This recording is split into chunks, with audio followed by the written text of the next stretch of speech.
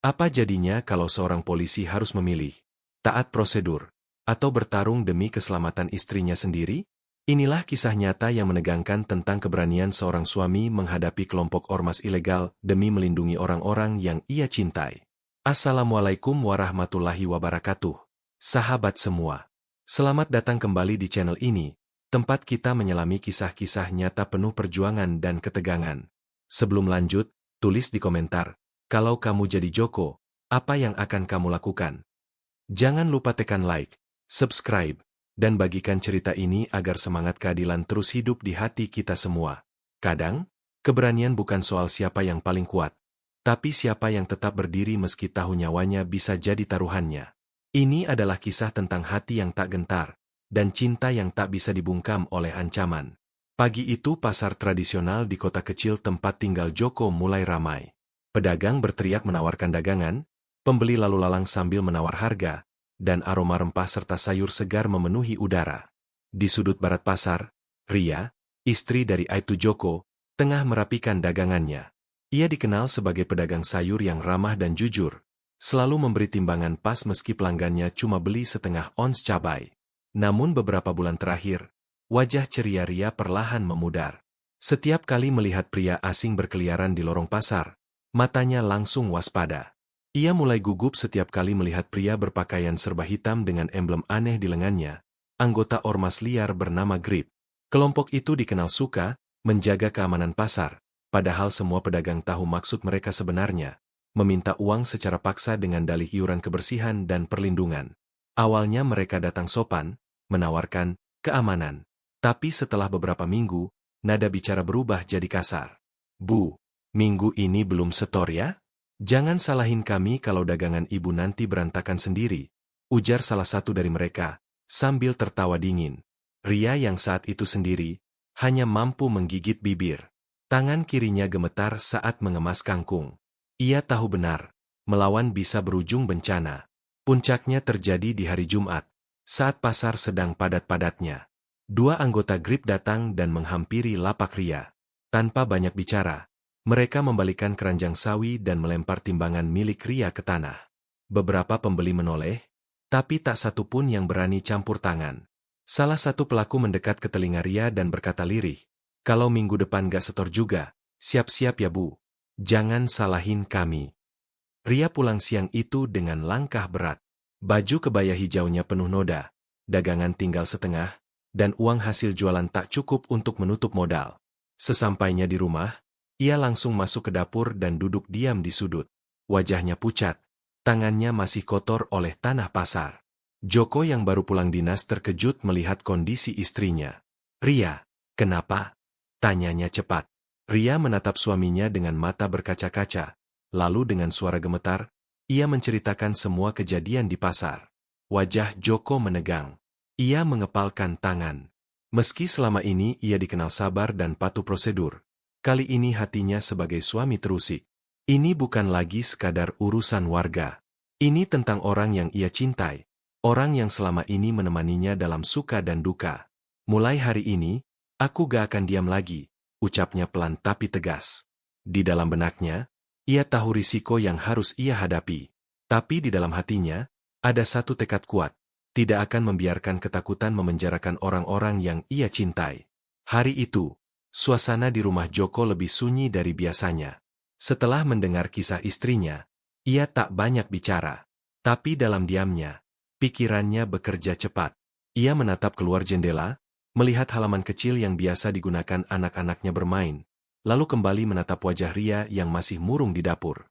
Dalam benaknya, satu pertanyaan berputar-putar. Jika seorang polisi tidak bisa melindungi keluarganya sendiri, lalu untuk apa ia bertugas? Sebagai anggota kepolisian dengan pangkat Aibtu, Joko tahu betul bahwa tidak semua bisa ia tangani sendiri. Tapi ini bukan soal ego. Ini tentang rasa keadilan yang mulai retak di hadapan mata kepalanya sendiri. Malam itu, ia membuka laptop dinasnya, memutar ulang rekaman CCTV pasar yang sempat dikirimkan oleh seorang pedagang sahabat Ria.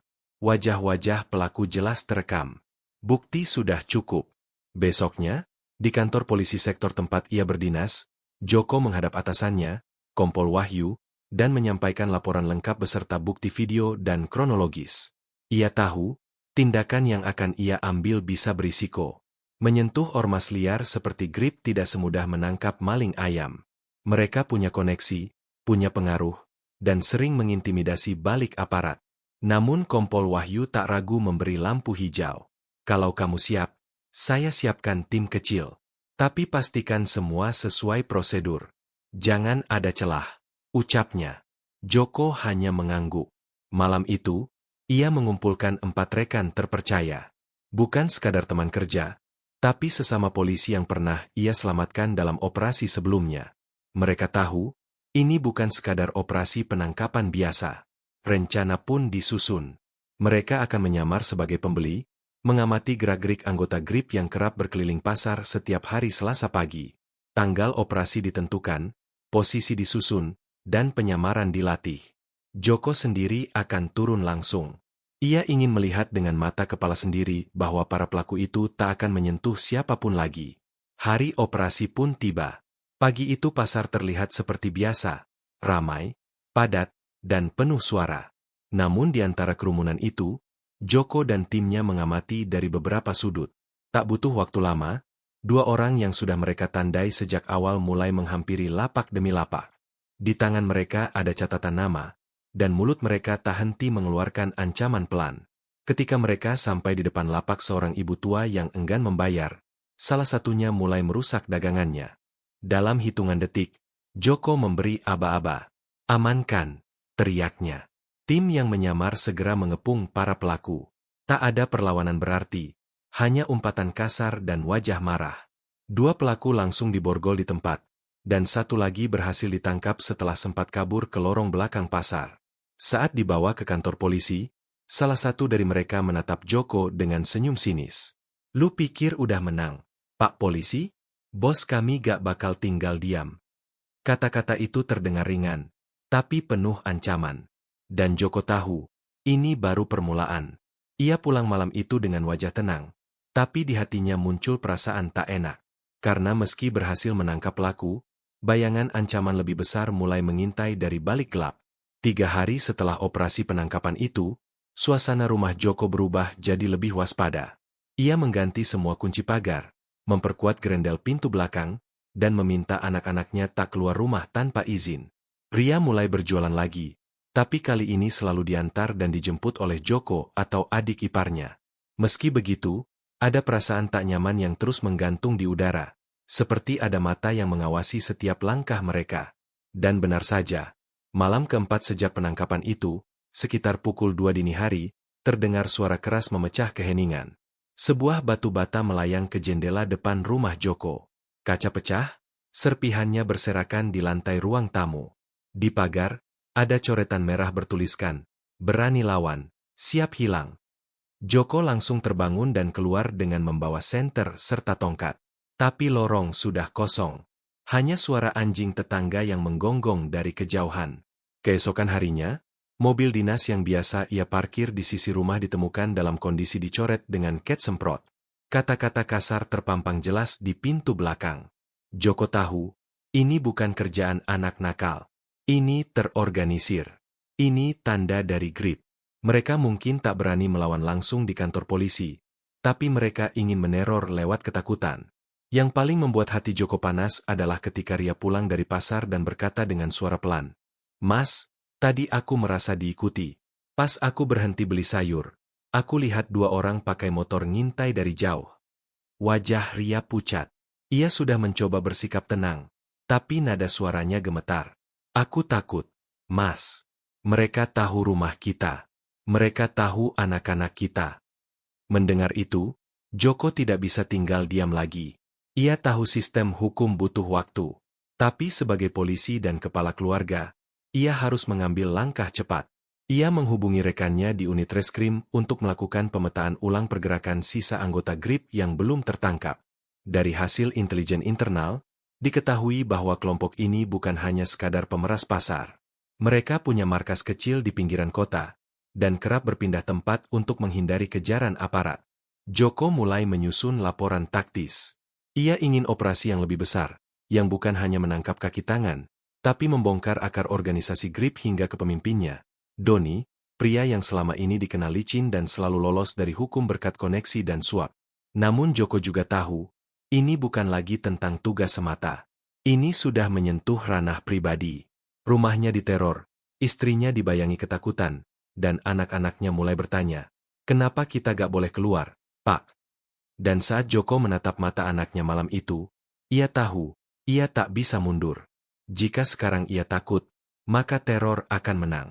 Dan bila teror menang di rumah seorang polisi, apa yang bisa diharapkan rakyat biasa?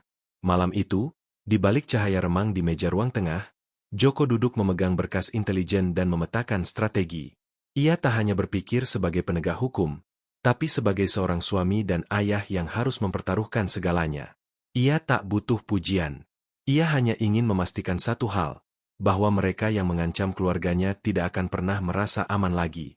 Setelah malam-malam panjang dilalui dengan rasa gelisah dan waspada, Aibtu Joko merasa waktunya sudah tiba. Ini bukan lagi tentang mengamankan titik-titik pasar dari pemerasan. Ini adalah soal memutus akar racun yang telah menjalar ke banyak tempat, karena Grip ternyata bukan sekadar ormas liar yang menyebar teror di pasar-pasar, tapi jaringan kriminal yang tumbuh karena dibiarkan terlalu lama. Dari data yang dikumpulkan tim Reskrim dan Intelkam, ditemukan bahwa markas utama Grip berada di sebuah gudang tua yang tampak tak terpakai di pinggiran kota, dekat kawasan industri terbengkalai. Namun aktivitas mereka berlangsung secara tersembunyi, hanya malam hari, dan hanya anggota tertentu yang tahu jadwal keluar masuknya. Mereka bahkan memakai sandi komunikasi khusus, dan sering mengganti lokasi penyimpanan barang-barang ilegal seperti senjata tajam dan barang haram lainnya. Joko tahu operasi ini tak bisa gegabah. Ia menyusun laporan lengkap dan mengajukan permohonan koordinasi ke Polres untuk menyusun tim gabungan. Setelah mendapat persetujuan Kapolres dan persiapan matang selama beberapa hari, akhirnya malam operasi besar pun tiba. Sekitar 20 anggota dari berbagai unit diturunkan, termasuk anggota Brimob dan Intel berpakaian sipil. Semua dibagi dalam kelompok penyergapan cadangan, dan penghalang pelarian. Langit malam itu mendung, tanpa bulan. Cocok untuk gerakan senyap. Joko berdiri di sisi mobil taktis, mengenakan rompi anti peluru dan memegang HT erat di tangannya. Di dadanya terselip foto kecil Ria dan anak-anaknya, pengingat untuk apa semua ini dilakukan. Semua posisi, siap, ucapnya lewat radio. Dalam hitungan detik, tim menyebar. Mereka menyusup ke sekitar gudang tua yang tampak kosong dari luar. Tapi di dalam, dari celah-celah dinding, terlihat cahaya dan suara musik pelan. Joko memberi aba-aba dengan isyarat tangan. Begitu sinyal masuk diberikan, pintu belakang digedor keras, dan teriakan, "Polisi!" menggema di dalam bangunan. Kaget, beberapa orang di dalam mencoba kabur, namun langsung dihentikan oleh tim cadangan yang berjaga di sekeliling area. Di dalam gudang, tim menemukan lebih dari 20 orang, sebagian besar pemuda bertubuh kekar, beberapa tampak sedang mabuk. Tapi yang mengejutkan bukan cuma jumlah orangnya. Saat dilakukan penggeledahan, ditemukan peti kayu berisi senjata tajam, beberapa pucuk senapan rakitan, dan paket-paket plastik putih yang terbungkus rapi di bawah lantai palsu.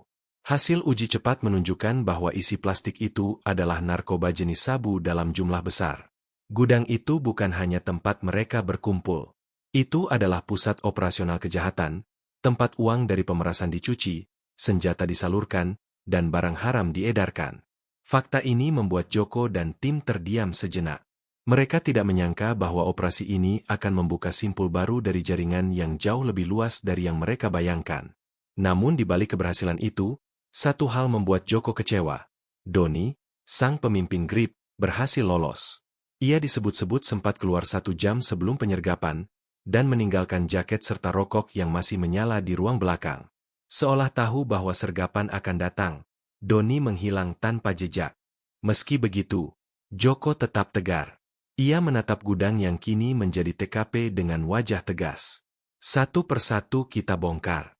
Yang besar harus dipukul dulu, biar sisanya gak bisa bangkit, gumamnya. Ia tahu bahwa Doni akan jadi lebih licin dan berbahaya setelah ini.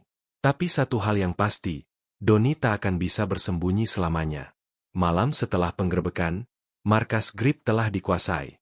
Puluhan anggota mereka diborgol, barang bukti disita, dan media lokal mulai memberitakan keberhasilan kepolisian dalam membongkar jaringan ormas liar yang selama ini menebar teror. Namun di tengah keberhasilan itu, Joko tidak bisa merasa puas. Ada satu nama yang terus menghantui pikirannya.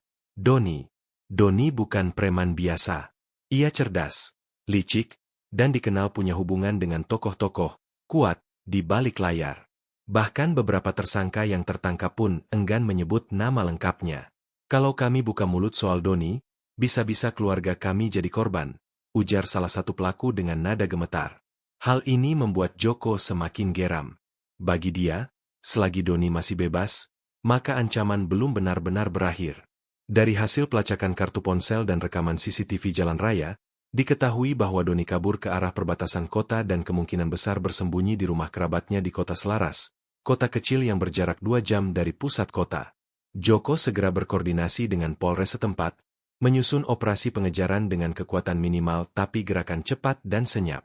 Malam itu, Joko tidak membawa banyak orang.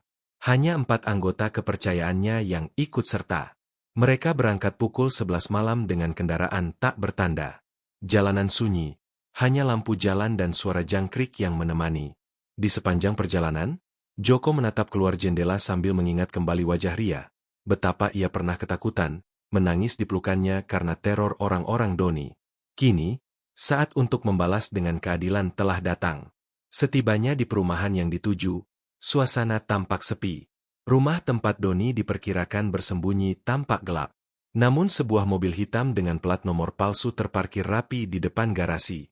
Joko turun dari mobil, memberi isyarat tangan kepada timnya untuk menyebar ke 3 sisi. Perlahan mereka mendekat.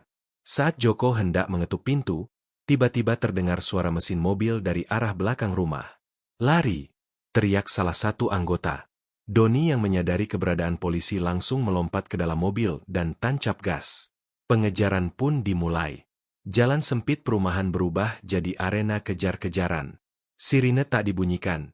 Ini bukan aksi untuk ditonton. Ini pengejaran untuk memastikan satu titik. Doni harus ditangkap hidup-hidup. Mobil Doni melaju liar menuju jalan tol. Beberapa kali hampir menabrak kendaraan lain. Tapi Joko dan tim tetap membayanginya dari belakang. Adrenalin memuncak. Tak ada waktu untuk ragu. Di pintu keluar tol, petugas telah bersiap menghadang. Saat mobil Doni menerobos palang pintu, sebuah manuver cepat dari Joko membuat ban mobil buronan itu meledak karena menghantam trotoar. Mobil Doni terguling 1 kali dan terhenti di bahu jalan. Dengan cepat, Joko turun dan mendekat dengan pistol teracung. Doni keluar dengan darah menetes dari pelipis. Ia mencoba meraih sesuatu dari dalam jaket, tapi Joko lebih cepat. "Jatuhkan tanganmu, atau saya tembak," teriaknya. Doni terdiam, menatap Joko dengan wajah kotor dan penuh amarah. Beberapa detik kemudian, Doni akhirnya menjatuhkan dirinya ke aspal dan menyerah. Tangannya diborgol. Ia mendongak, menatap Joko dan berkata lirih, "Kamu pikir kamu menang, Pak? Kamu gak tahu siapa di belakangku." Joko tak menjawab.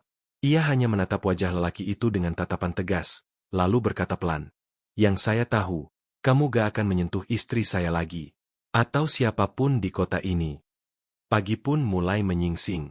Sinar matahari pertama muncul di balik horizon. Joko berdiri di pinggir jalan tol, melihat langit yang perlahan berubah warna. Ia menghela napas panjang. Misi belum sepenuhnya selesai. Tapi untuk pertama kalinya, musuh yang selama ini hanya mengancam dari balik bayangan, kini telah berada di balik jeruji besi.